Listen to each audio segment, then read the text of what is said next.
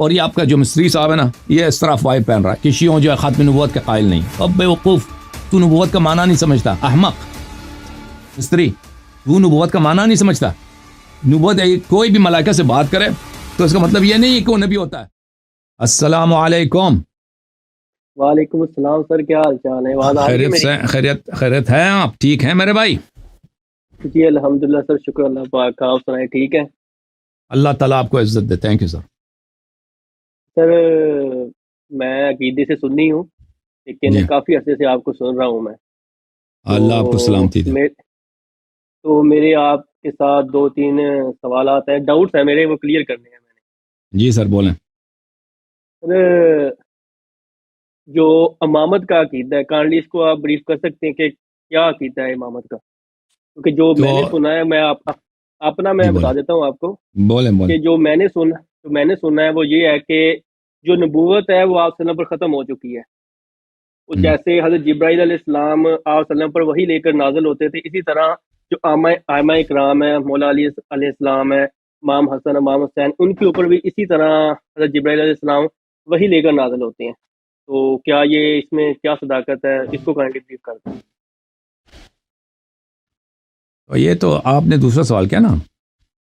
جی جی آپ سوال کر رہے ہیں کہ نبوت امامت کیا ہے، اور جی پوچھتے ہیں کہ کیا یہ الگ بات ہے کہ کیا ملائکہ سے ملاقات ہوتی ہے. دیکھیں میرے بھائی، آپ شاید اس فکر میں مبتلا ہیں کہ بھائی کہ اگر کوئی شخص ملائکہ سے بات کر رہا ہے تو آتمن نبی ہوتا ہے. یہ آپ کی غلط فہمی ہے. آپ کو قرآن مجید کا علم ہونا چاہیے کہ بہت سارے لوگ تھے، بہت سارے لوگ ہیں جنہوں نے انبیاء علیہ الصلوۃ والسلام سے بات کی ہے. صحابہ تھے جو انبیاء الملائکہ سے گفتگو کی ہے، اور کوئی ان کو نبی نہیں کہتا. مثلا میں آپ کو خدمت میں عرض کروں، قرآن مجید میں سورہ ہود میں ملاحظہ فرمائیے، وَلَقَدْ اعوذ باللہ من الشیطان الرجیم وَلَقَدْ جاءت رسلنا ابراہیم بالبشرى قالوا سلاما. ہمارے ملائکہ ابراہیم علیہ السلام کے پاس خوشخبری کے ساتھ، وَامْرَأَتُهُ قَائِمَةٌ فَضَحِكَتْ فَبَشَّرْنَاهَا بِإِسْحَاقَ. ملائکہ سے کس کی گفتگو ہوئی ہے؟ جناب سارہ کی گفتگو ہوئی ہے. وہ کڑی ہے، وہ ہنس پڑی ہے. جب ملائکہ نے بولا کہ ہم اللہ تعالیٰ آپ کو بیٹا عنایت کرے گا تو وہ ہنس پڑی ہے. تو ہم نے فبشرناها، ہم اللہ کہتا ہے ہم نے بشارت دی کس کو؟ سارہ کو. اب کوئی کہتا ہے کہ سارہ نبی ہے؟ کوئی نہیں کہتا. سارہ فبشرناها باسحاق، ہم نے اس کو بشارت دی ہے کہ ہم آپ کو اسحاق دیں گے، اور اسحاق کا بھی ایک بیٹا ہوگا، اس کا نام یعقوب ہوگا. ٹھیک ہے. قالت یا ویلتا االد وانا عجوز وهذا بعلی شیخا. اس نے کہا واہ کیا مصیبتا، میں تو بڑھیا ہوں، میں تو ایک بڑھیا عورت ہوں، میری اولاد ہوگی، اور میرا جو شوہر ہے وہ بھی تو ایک بوڑھا آدمی ہے. حضرت ابراہیم علیہ السلام 120 سال روایات میں، آپ لوگوں کی کتب میں 100 سال سے ان کی عمر زیادہ ہے. ان هذا لشیء عجیب، یہ تو بہت عجیب بات ہے. قالوا اتعجبین من امر اللہ، ملائکہ نے ان سے اتعجبین، ملائکہ نے خود ان سے خطاب کیا کہ کیا آپ اللہ کے حکم سے تعجب کر رہے ہیں؟ اوکے. تو کیا پتا چلا کہ یہ ملائکہ نے ان سے گفتگو کیا. اب کوئی مسلمان نہیں کہ اس آیت کو کوئی رد کرے تو کافر. سارہ کو کوئی نبی نہیں کہتا کہ اس کے نبی ہے. نبی کون ہے؟ ابراہیم علیہ السلام. اس کے بعد حضرت مریم کا دیکھ لیں، یہ سورہ مریم ہے. اس آیات کو آپ کبھی پرائیویٹ میں پڑھیں، آیت نمبر یہاں 16 سے شروع ہوتی ہے. جی سر. فارسلنا الیہا روحنا فتمثل لها بشرا سویا قالت انی اعوذ بالرحمن منک ان كنت تقیا قال انما انا رسول ربک لاہب لک غلاما زکیا. حضرت مریم علیہ السلام حاملہ ہو گئی. بھائی شوہر ہے نہیں، ایک کواری اور لڑکی ہے، کواری ہے، باکرہ ہے. ہاں اتنی بڑی بدنامی ہے، بدنامی کہ نہیں بھائی؟ وہ تو انبیاء کے گھر سے ہے نا، وہ تو بہت ہی پاک مقدس ہے، اس کی تو بڑی عزت ہے. اب یہ لڑکی جو ہمیشہ مسجد میں عبادت کر رہی ہے، اس کا کام ہی عبادت کے لیے، وہ بیچاری ہو گئی. تو اتنے بے عزتی کی بات، اتنے اللہ نے سخت امتحان لیا ان کا. تو اللہ نے جبرائیل کو بھیجا، جبرائیل نے ان سے گفتگو کی ہے. میں اللہ کی جانب سے نمائندہ ہوں، رسول ہوں، رسول یعنی پیغام لے کے آئے ہوں تاکہ میں آپ کو ایک بیٹا دے دوں. پھر وہاں پہ کنورسیشن ہے، لمبی کنورسیشن ہے، آپس میں گفتگو کر رہے ہیں. تو کوئی نہیں کہتا کہ مریم جو ہے نبی ہے. اچھا آپ کی خدمت میں عرض کروں اس طرح حضرت موسیٰ علیہ السلام کی والدہ ہیں، ملاحظہ فرمائی وَأَوْحَيْنَا إِلَىٰ أُمِّ موسیٰ، ہم نے موسیٰ علیہ السلام کی والدہ کو وحی بھیجا ان ارضعی کہ اس بیٹے کو دودھ پلا دے، فَإِذَا خِفْتِ عَلَيْهِ فَأَلْقِيهِ فِي الْيَمِّ وَلَا تَخَافِي وَلَا تَحْزَنِي، اور جب تجھے ڈر لگے کہ فرعون والے لوگ آئیں گے اس کو پکڑ کے ذبح کریں گے بچے کو، اور اس کو صندوق میں رکھ دے، صندوق کو دریا میں رکھ دے، دریا میں یہ جائے گا، اس کو فرعون والے پکڑ لیں گے اور ہم اس کو واپس لائیں گے آپ کی طرف، اِنَّا رَادُّوهُ إِلَيْكِ، ہم تیرے بیٹے کو، تیرا بیٹا امانت ہے، ہم واپس پہنچائیں۔ سبحان اللہ سبحان اللہ، ننھا بچے کو دریا میں کوئی پھینکتا ہے بھائی؟ کتنا بڑا امتحان ہے، صندوق میں ڈال کے ہم اس کو واپس لائیں گے۔ اللہ سبحان اللہ، کتنا مومن ہے۔ ملائکہ نے ان سے کہا ہم آپ کے بیٹے کو واپس لائیں گے، وَجَاعِلُوهُ مِنَ الْمُرْسَلِينَ، یہ انبیاء میں سے ہے، ہم اس کو نبی مرسل بنائیں گے۔ سبحان اللہ، ٹھیک ہے نا؟ جی سر ایک اور کویسچن ہے۔ اچھا تو میرے ایک منٹ ابھی میں اس کو، کیونکہ یہ سوال بڑا اہم ہے اور یہ آپ کا جو مصری صاحب ہے نا، یہ اس طرح افواہیں پہن رہا ہے کہ شیعوں جو ہے ختم نبوت کے قائل نہیں۔ اب بے وقوف، تو نبوت کا معنی نہیں سمجھتا، احمق مصری، تو نبوت کا معنی نہیں سمجھتا۔ نبوت کوئی بھی ملائکہ سے بات کرے تو اس کا مطلب یہ نہیں ہے کہ وہ نبی ہوتا ہے۔ یہ صحیح بخاری ہے، صحیح بخاری چاپ دار احیاء التراث العربی، یہ سنہ 2001 میں چھپی ہے۔ یہاں پہ ملاحظہ فرمائی، یہ صفحہ نمبر 619 ہے، 619 ہے، یہ حدیث نمبر 3404 ہے۔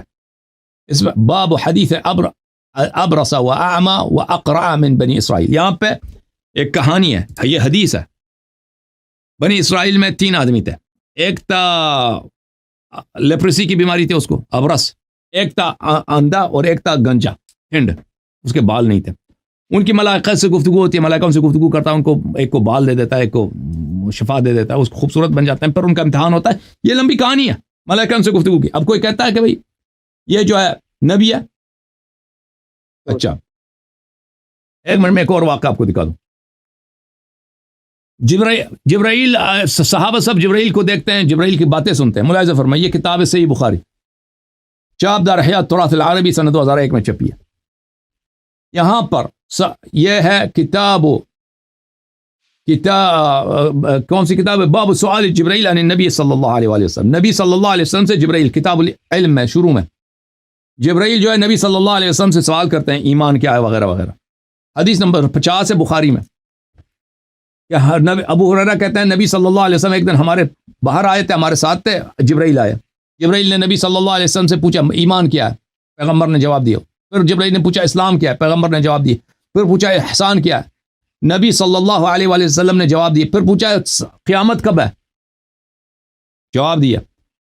یہ جب چلا گیا جبرائیل وہاں سے تو نبی صلی اللہ علیہ وسلم نے کہا ہذا جبرائیل جاء يعلم الناس دینہم، یہ جبرائیل تھے، یہاں آئے تھے، وہ سوال کر رہے تھے، آپ لوگوں نے سنا، وہ جبرائیل تھے۔ یہ جبرائیل کو سب نے دیکھا، صحابہ نے، وہاں پہ مجمع تھا، پتہ نہیں 100 تھا، کتنے جتنے لوگ تھے، سب نے دیکھا کہ سوال کیا ہے، اہم سوال کیا جبرائیل نے۔ حالانکہ جبرائیل کو پتہ ہے جبرائیل کو پتہ ہے اسلام کیا ہے۔ سوال اس لیے کر رہے ہیں تاکہ میں سوال کروں، پیغمبر صلی اللہ علیہ وسلم اپنے زبان اقدس سے جواب دے دیں تو لوگ سیکھیں گے، ٹھیک ہے نا، لوگوں کی تفہیم کے لیے۔ تو اب کوئی کہتا ہے کہ ابو ہریرہ صحابہ سب جو ہے نبی بن گئے، کوئی کہتا ہے اس بات کو قائل ہے؟ اچھا ملاحظہ فرمائے، میں ایک اور آپ کو دکھاؤں،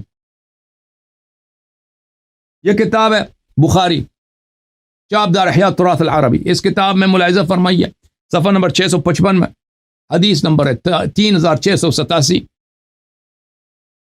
یہاں پر رسول اللہ صلی اللہ علیہ وسلم نے فرمایا لقد كان فيما قبلكم من الامم محدثون، آپ سے پہلے والے امتوں میں محدث تھے جن سے ملائکہ گفتگو کرتے تھے۔ فإن يكن في امتي احد فإن عمر، اگر اس امت میں کوئی ہے تو عمر ہے، اگر اس امت میں کوئی محدث ہے جس سے ملائکہ گفتگو کرتے ہیں تو عمر ہے، ٹھیک ہے نا۔ تو اس کا مطلب کیا ہوا؟ اس کا مطلب یہ ہے کہ اس امت میں ہوں گے لوگ جن سے انبیاء ملائکہ گفتگو کرتے ہیں۔ اگلی حدیث اس سے زیادہ واضح ہے، لقد كان في من كان قبلكم من بني اسرائيل رجال يكلمون من غير ان يكونوا انبياء، آپ سے پہلے بنی اسرائیل میں سے لوگ تھے جن سے ملائکہ گفتگو کرتے تھے، وہ نبی نہیں تھے، ملائکہ ان سے گفتگو کرتے تھے۔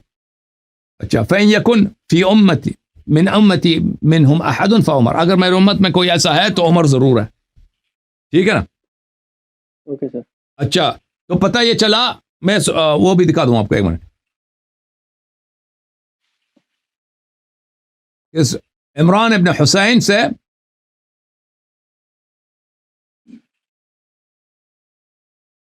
اچھا وہ میں نے آپ کو بتایا تھا نا کہ عمر صاحب کو تیمم نہیں آتی، وہ آپ نے دیکھا میرا استدلال؟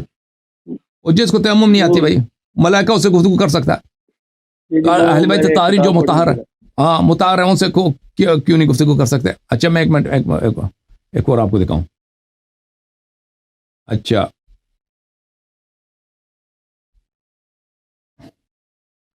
یہ جو ہے صحیح مسلم ہے، چاپ دار الفکر، کتاب 2003 میں چھپی ہے. یہاں پر حدیث دیکھیں، حدیث نمبر ہے 1226، صفحہ نمبر 581. عمران ابن حسین صحابی فرماتے ہیں وقد كان يسلم علي حتى اكتويت فتركت ثم تركت الكي فتركت ثم تركت الكي فعاد.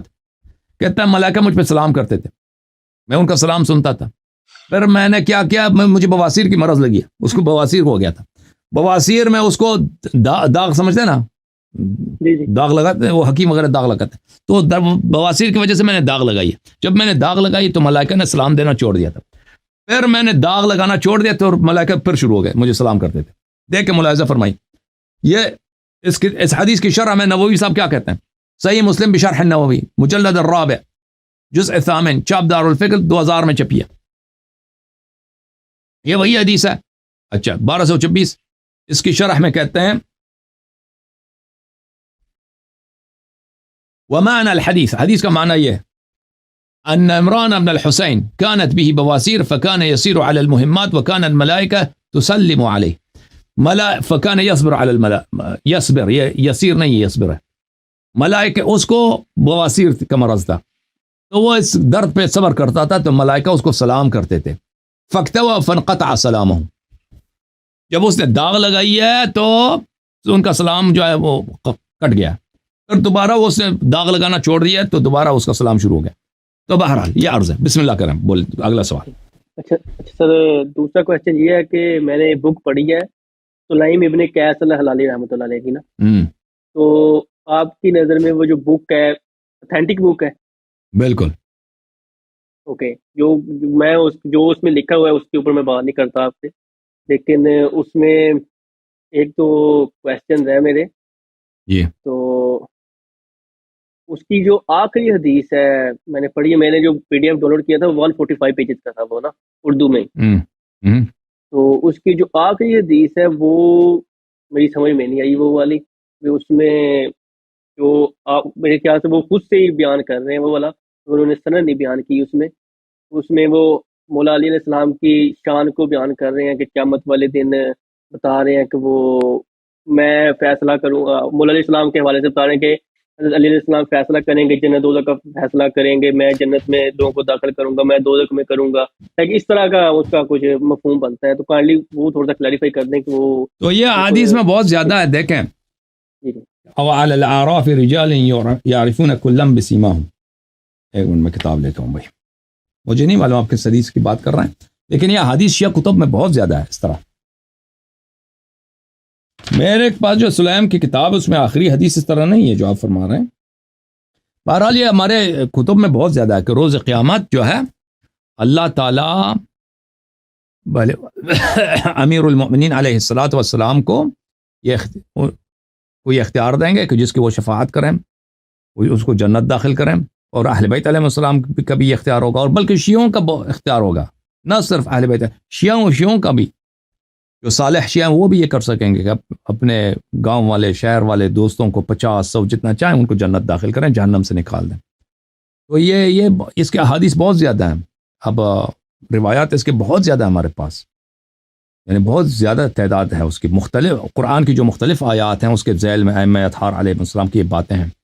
ائمہ علیہ الصلاۃ والسلام، حضرت فاطمہ الزہرا سلام اللہ علیہا، امیر المؤمنین علیہ الصلاۃ والسلام شفاعت کریں گے، لوگوں کو جہنم سے نکالیں گے، جنت داخل کریں گے.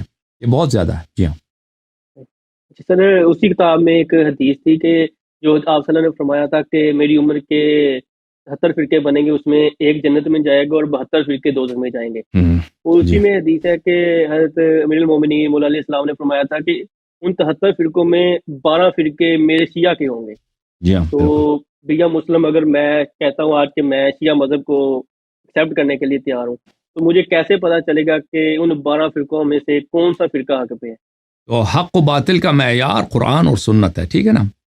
شیعوں کے درمیان جو اختلافی باتیں ہیں اس میں جو حکم ہے، جو معیار ہے، اہل بیت طاہرین علیہ السلام ہے۔ شیعوں کے درمیان جو اختلاف ہیں اس میں آپ کو دیکھنا ہوگا کہ قرآن سنت کس بات پر ہے، ٹھیک ہے نا؟ جو بھی جس بھی مسئلے پر، جس بھی، چاہے وہ لوگ کم ہوں، فقیر ہوں، پیسے والے ہوں، اس سے فرق نہیں پڑتا۔ عدد تو ہے، کوئی معیار نہیں ہے کہ عدد زیادہ ہے۔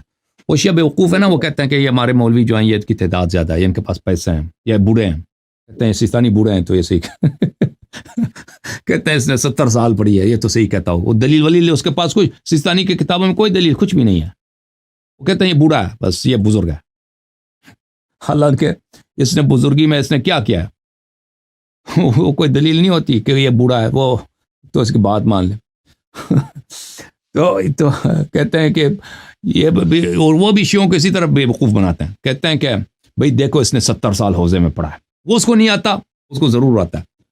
تو یہ باتیں جو ہے نا یہ سب بکواس ہیں۔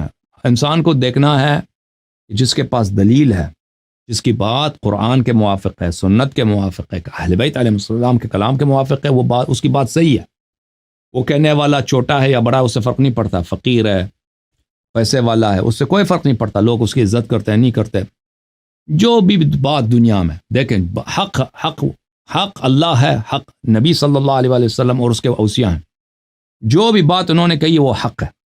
اب اگر اس بات کو اگر ایک کافر بھی دہرائے نا، وہ بات صحیح ہے۔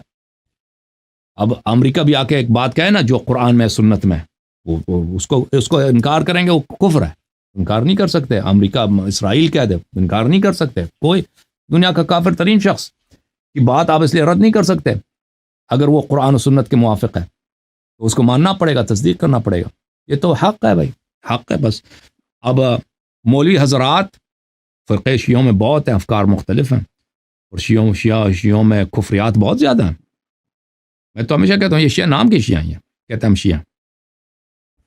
جہاں بھی ان کا ٹکراؤ ہوتا ہے نا، کہ ان کے عقائد اور اہل بیت علیہ السلام کے کلام کے ساتھ، یہ اپنے عقائد کو پکڑتے ہیں، وہ تیار نہیں ہوتے اپنی جہالتوں کو، اپنی بری عادتوں کو، جو ان میں، چاہے وہ علماء ہوں یا عوام ہوں، اس سے فرق نہیں پڑتا، ذاکرین ہوں، تیار نہیں ہے اس کو چھوڑیں۔ وہ اس کو لاکھ حدیث لا کے دکھاؤ، وہ کوئی فرق نہیں پڑتا، ان کی طبیعت پہ کوئی فرق نہیں۔ یہ جو ہے نا، ان کا ایمان اتنا مضبوط ہے اپنے جہالتوں پر، جیسے تربیلا ڈیم مضبوط ہے۔